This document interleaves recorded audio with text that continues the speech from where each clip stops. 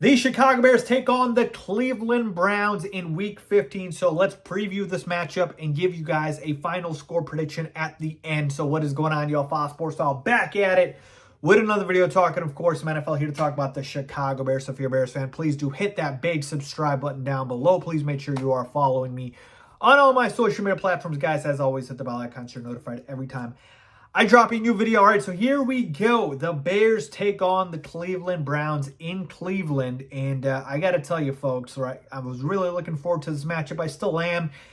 But we got a bunch of injury news that just popped up and just kind of really has, put a damper on the matchup, if you will. Now, I still expect a good game, but I think it's going to be fairly low scoring. I'll get into that in a second here. Let's start with the numbers, all right? As we always do, Bears at the Browns. The over-under is set at 37.5. So as I mentioned, with low scoring, that is what they expect here. It's December football. It's in Cleveland. It's going to be cold, probably a little windy. The Browns are favored by 3 in this game. I think the line was at 3.5 and went down. And the main reason why is because of the injuries I mentioned. The Cleveland Browns are just getting decimated by injuries. Now, I know that helps the Bears, obviously, advantage to the Bears. But, man, you always want to play the other team at full strength. But they've just been dealing with injuries all season long. Somehow still have a great record and still, playing good football. But, yeah, we just got word that they just lost both their tackles, DeJuan Jones and Jedrick Willis, with a knee injury. And they just lost one of the defensive ends, Ogbonia Okoronkwo. He is out with a pec injury. He was second on their team in sacks with 4.5. They just lost their safety, Grant Delpit. He's going to miss the rest of the season with groin injury. I mean, the hits just keep on coming in Cleveland. So with them, I feel bad for Browns fans losing all those players to injury after you lost your starting quarterback in Deshaun Watson and your starting running back in Nick Chubb. But like I said, it just shows you the kind of will of this team to still have a winning record, still play good football, still win games, even with all these injuries, all right? And the Bears just announced an injury of their own. They just lost one of their starting edge rushers, Yannick Ngakoue. He's out for the season with an ankle injury. So the injury is going to play a part here, but certainly advantage to the Bears in that department, as they didn't lose nearly as many players as the Browns did, all right? So when I take a look at this matchup with the Cleveland Browns, we got to talk about their offense first and foremost, led by Joe Flacco. Yeah, that's right, Joe Flacco. What year is it, folks? Because I can't believe Joe Flacco is not only back in the NFL, he's starting, and he's putting up numbers. He's putting up numbers here, folks. Last 2 games for Joe Flacco that he started, put up 311 and 254 passing yards, and he's got a 5 touchdown to 2 interception ratio. I mean, what? Joe Flacco has played better this season than any Browns quarterback, including Deshaun Watson. He has been a revelation for this passing offense. It's been incredible to see. Like I said, 311, 254 for Joe Cool. So Joe Flacco absolutely balling out in the year 2023. All right. No idea how, but we got to focus on that, and we got to stop Joe Flacco. And this Bears defense, obviously, we just lost Yannick Ngakoue, which sucks. But, man, you still got Montez Sweat. You still got Andrew Billings. You still got a solid defense that's been playing elite. We got to get to Joe Flacco. All right, Joe Flacco can still sling it, as evident by the numbers I just shared with you guys, but he's a statue in the pocket. He's a sitting duck. He'll fold like a cheap tent if you get to him, and the pass rush needs to get to him, because if Joe Flacco has time in the pocket, he is showing you he can still get it done, and he can still dice you up. Now, we don't know if Amari Cooper is going to play in this game. I think he will.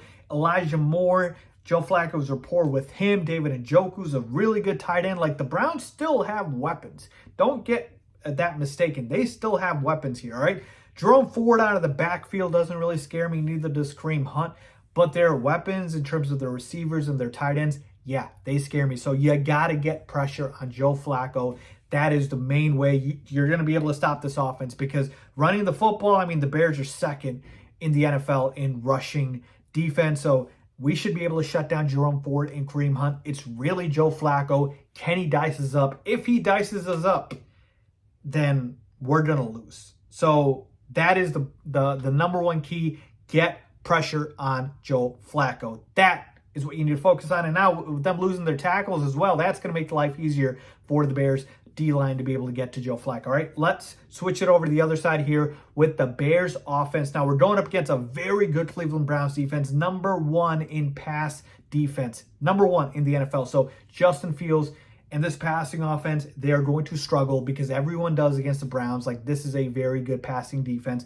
11th against the rush. So, yeah, you can run the football on him. And so, to me, this smells like a Cole Kmet game. All right, DJ Moore did not practice, I believe, yesterday or today.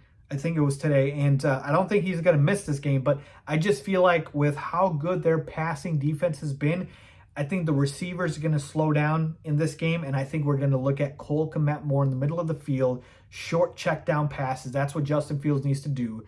Just pepper Cole Kmet all day long because the Browns aren't going to let you beat them deep. Browns aren't giving you anything easy, so it's going to be a lot of underneath stuff, maybe some screens. Shout out Luke Getzey, what he loves to do, and running the football. Let's use the heavy dose of Herbert and Foreman and Roshan, preferably, we should have Foreman lead the backfield. He's been the most effective running back. But yeah, sprinkle all of them in there and let's try to, play clock control in this one. You don't need to go out there and put up 30, 40 points here. You're not going to because the Browns defense is very good. You got to just go out there, execute the game plan, be able to, take what the Browns defense is giving you in the middle of the field, use Cole Kmet, use the other tight ends, and use short passes, right? The short passing game, the run game, that is how you are going to succeed here, and do not turn the football over. And Justin Fields needs to get rid of the football quick. That is going to be a major key in this one because Myles Garrett will get to him if he does not. Justin, you got to get the football out quick. Don't care if nothing's there. Throw it away. Just get it out quick. Do not take sacks.